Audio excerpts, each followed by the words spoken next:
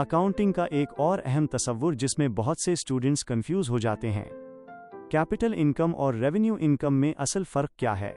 आइए उसे सिर्फ 1 मिनट में आसान तरीके से समझते हैं।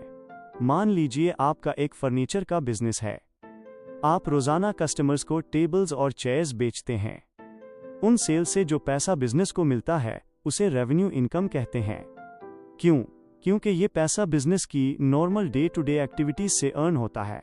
अब मान लीजिए आप अपनी कंपनी की पुरानी डिलीवरी वैन बेच देते हैं। क्या ये भी रेवेन्यू इनकम होगी? बिल्कुल नहीं, ये कैपिटल इनकम होगी।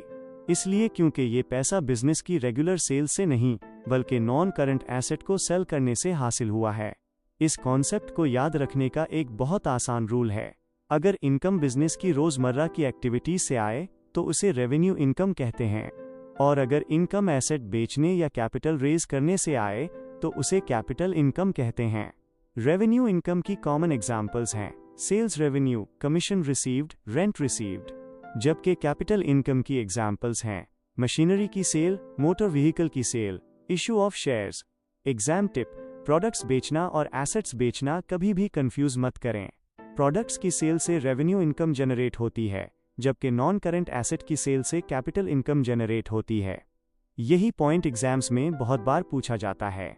अगली शॉर्ट में हम एरर ऑफ प्रिंसिपल को समझेंगे और देखेंगे कि अगर कैपिटल और रेवेन्यू आइटम्स को गलत क्लासिफाई किया जाए तो फाइनेंशियल स्टेटमेंट्स पर क्या असर पड़ता है। अगर आप अकाउंटिंग को आसान और प्रैक्टिकल एग्जाम्पल्स के साथ सीखना चाहते हैं तो फाइनेंशियल कॉन्सेप्ट सिंप्लीफाइड को फॉलो करना ना भूलें।